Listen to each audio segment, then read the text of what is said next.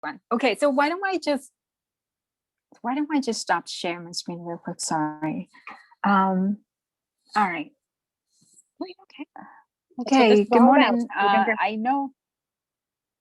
Oh, good morning. It's been a while. I haven't seen everybody, and whew, I do not remember what we were talking about, but I know that we were talking about Karmic Circle Coffee. And so today we just want to share with you guys what have Karmic Circle Coffee been up to, and pretty much our progressions throughout our 4 years of researching, traveling back to Vietnam, and getting to know the farmer a little bit better.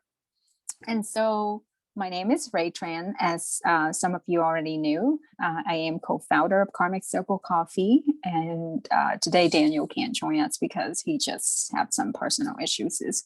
But anyway, a lot of people ask me what Karmic Circle Coffee really means, and honestly, it's a little tricky when you first begin in the company. You know that you want to do something good about it, about the coffee that you're import to the United States. But then at that point, I couldn't figure out what is the answer I want to give it to people when they ask me what Karmic Circle Coffee really means. And so when the word karmic, to me, what it means is that I was born and raised in Vietnam. And so, the whole historical background of the country of the Vietnam is pretty much that we has been through a lot of war, and war after war is that the country is having a hard time building up and developing by its own. And so there are so many exploitations coming in and out of Vietnam.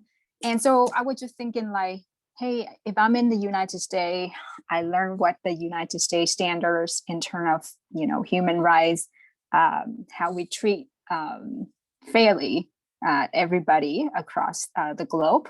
And so I just think that is an opportunity for me to apply back to Vietnam, and just show Vietnam that there is a fair way to just bring the product to United States, and there's just a fair way to treat everybody the same way. We don't need to exploit anyone. Just because you have a good product and you're in a positions that less competitive.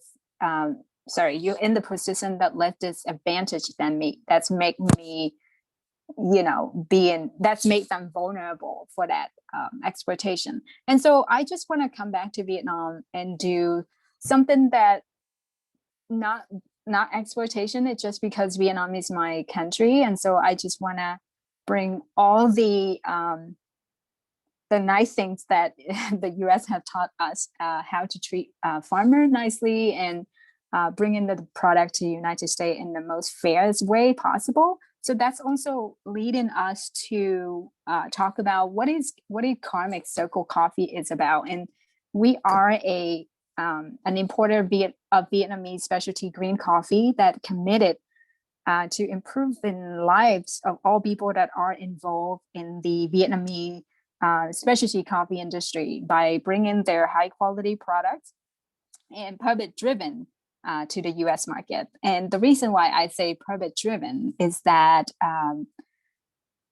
we are going through a lot of vetting with farmer, and not all the farmer are the same. Some farmer are just really want to go into the US markets because they need some money, because they want to, make money fast. And we don't want to do that, because sometimes that money driven thing, it just kind of, make people not really thinking hard in terms of like how to do it ethically. So that's reason why that it make us feel like the reason why that we want to do it in the most fair way is to pay them double in price, but also making sure that this is like their personal interest. This is, passion that they want to get into. And if you have worked with someone who passionate about their job, how their performance look like versus with someone just do it for the money. And so that's why we want to put it out there, why we call them purpose driven. And so therefore our mission statement is that to bring Vietnamese specialty coffee to the world in an innovative, sustainable, honest, fair and passionate manner. Also to provide a direct connection between farmer and consumer. So Karmic Circle is just pretty much like a bridge between the consumer and the farmers, and I mean producer.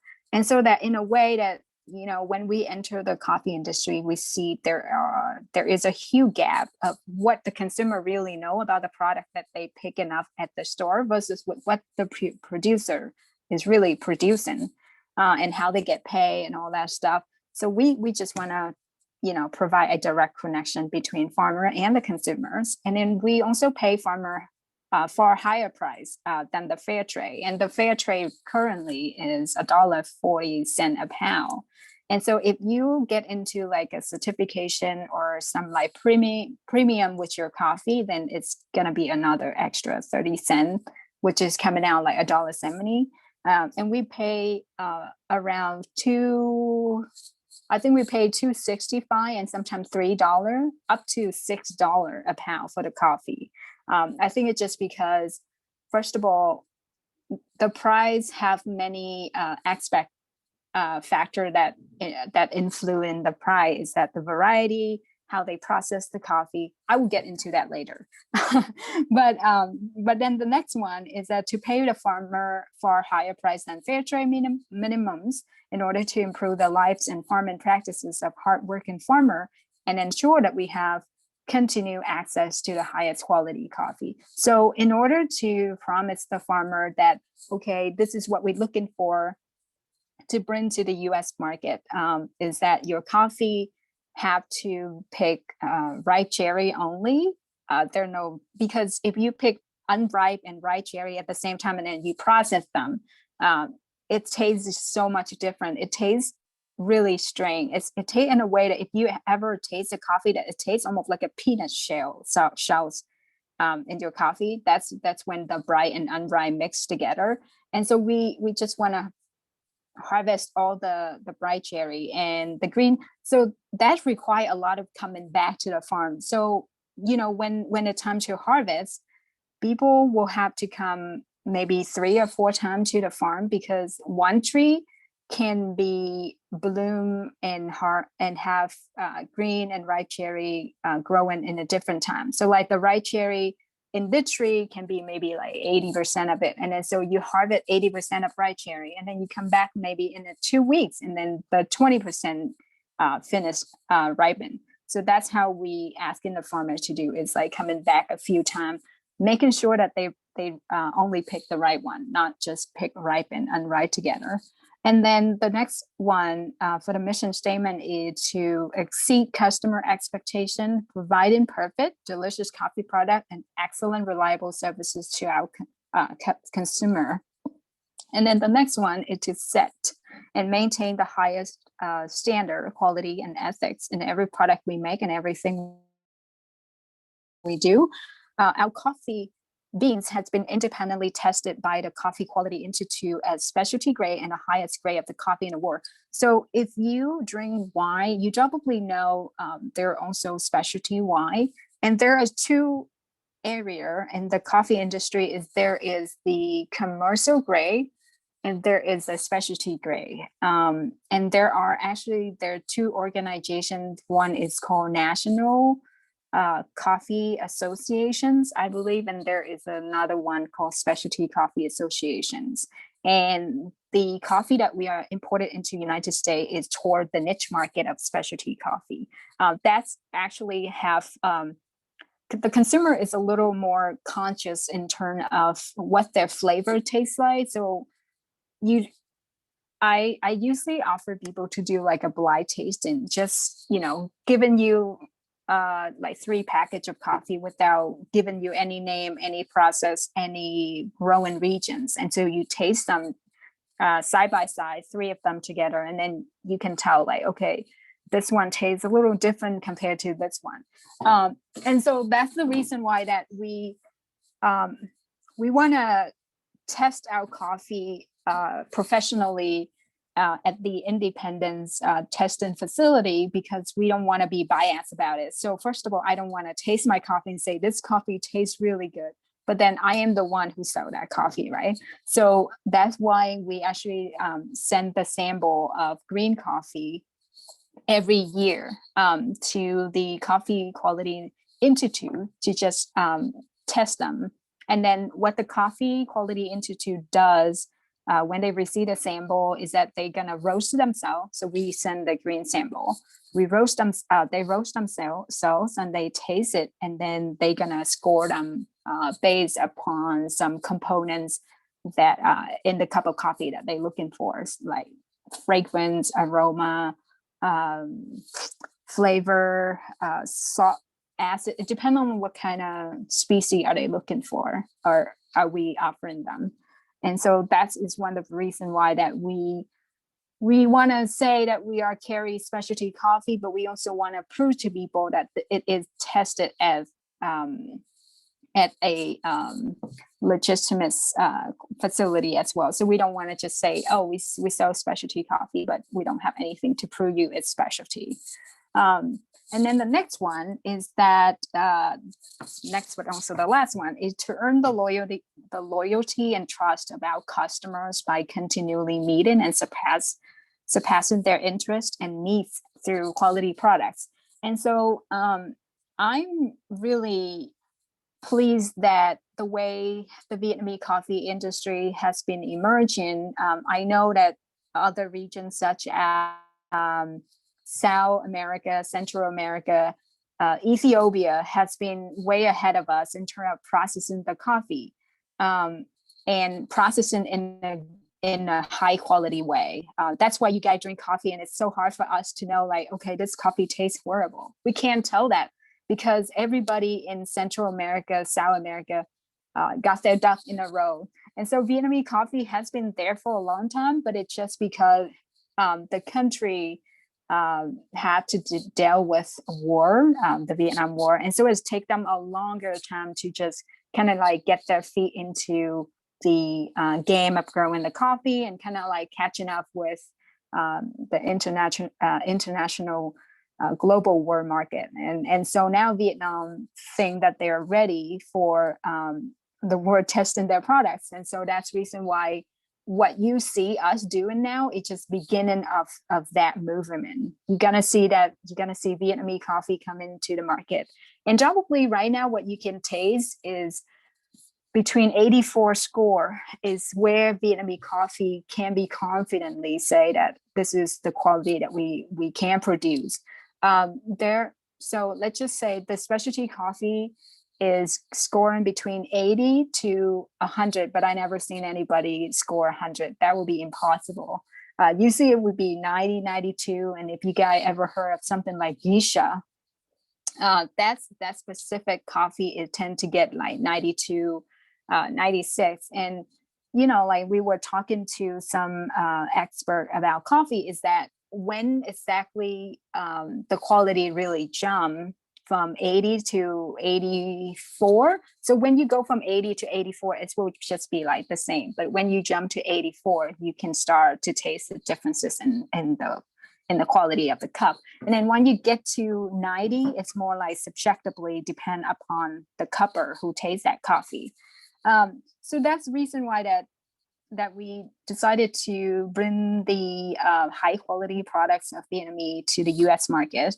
And especially right now, Vietnam is the world's second largest coffee producer after Brazil. And the fact is that not a lot of Americans knew about it. It's kind of, bother us a little bit, but it's okay. We just think that it's quite early for people to just kind of, see this product. One, I might say that, in 2 years or 5 years, you will probably going to see this often. And in fact, if you go into Amazon, you see a lot of Vietnamese coffee products now on the shelves of Amazon. And so there is a huge competition is growing. And I'm good. And I'm also quite concerned in many shapes and forms. And then what kind of coffee do we sell?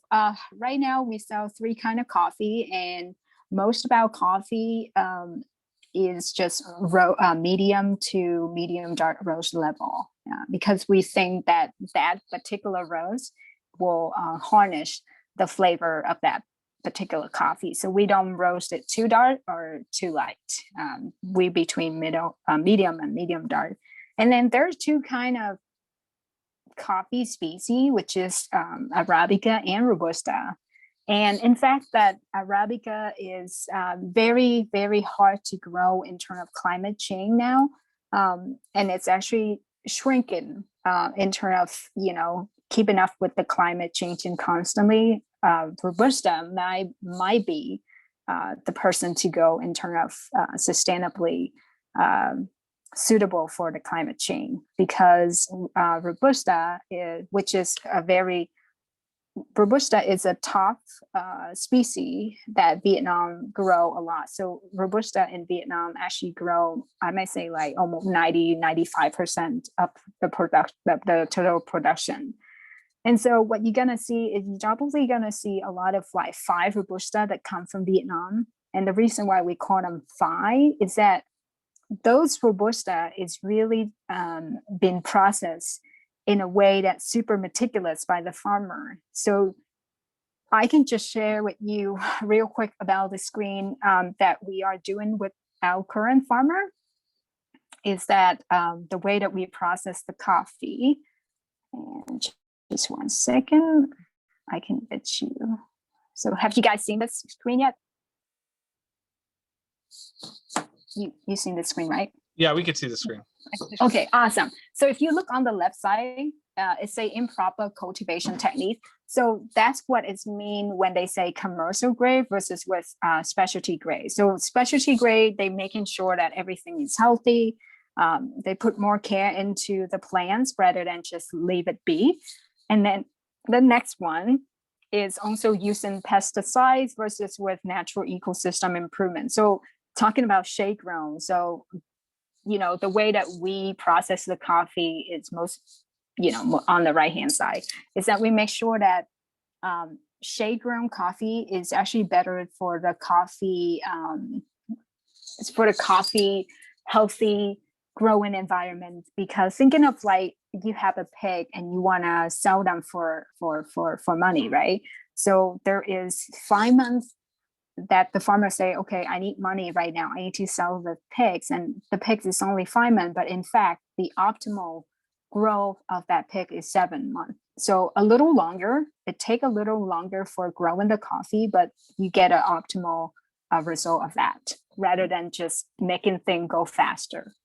And then the next one is, so we use composite organic fertilizer. So that's mean everything that we use, like a coffee cherry, when you process them, you have to like take off the skin from the coffee cherry. And so we kept them and we compost them and we reuse them for fertilizer instead of just putting chemical fertilizer into the coffee trees. And then the next one, what we do differently is that on the left side, you see a lot of coffees. And that's actually when they say maximize production, that just means that coffee tree without shade grown. So when the tree without shade grown, they hit the sun and so they grow faster.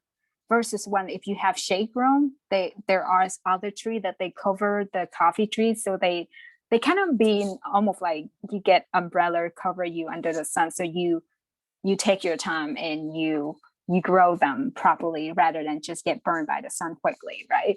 So that's another thing, is that this is what I'm talking is only pick the ripe cherry. So most of commercial grade coffee is that picking green and ripe cherry at the same time. We only target into picking the ripe cherry only. So technically when it's red, we pick them, and we gotta make sure like the sugar level content gonna be between 18 to 25. And there's a tool to test those sugar level. And then the last one is how we dry the coffee. So when you process the coffee, you bring them home and then you have a greenhouse, which is on the right-hand side. That's our greenhouse, is how we dry on the bed with like a raisin bed, and we have fan going on. So drying the coffee is very important, because if we don't dry it properly, it can get moldy very easy. And so on the left side, you can see like that's how the traditional way of growing, drying the coffee. It just throw them on the ground and doesn't care much about it. So that's why we only looking for, you know, raising bed in terms of drying the coffee and then lay them out very thin layers so that way we don't pile them up like on the left side. And then last one is pretty much like you can look on the left side and that's how moldy look like when you don't dry them properly versus with the right side is when you dry them properly.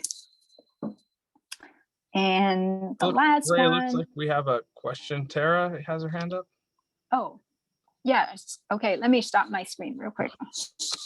Yeah, Tara. Did I go over the time? No, sorry, I didn't want to interrupt. That's why I put the hand up. But I just wanted to say, you and I had lunch yesterday, and one of the things I thought was fascinating was how regularly you connect with the farmer in Vietnam. Mm-hmm.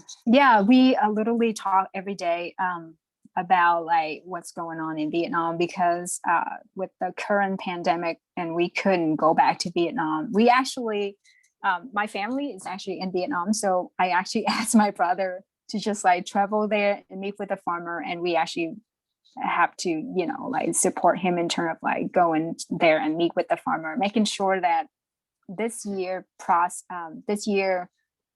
production is as good as next year, because the problem is that the weather can be very risky. Weather is not like predictable at all, and some years there is super rain and there is year that doesn't have any rain at all. So just want to make sure the production this year versus what last year, the same or different. So yeah, constantly checking up on them.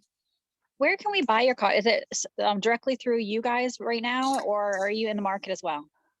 Yeah, we also have Amazon and directly through our websites. We actually is also in talk with Crafter Library and see if we can just go in there and do some pop up with them. We actually making some proposal for them right now, so it's still up in the air, but hopefully we'll get into partnership with them. Okay. Do you have any more questions? Do you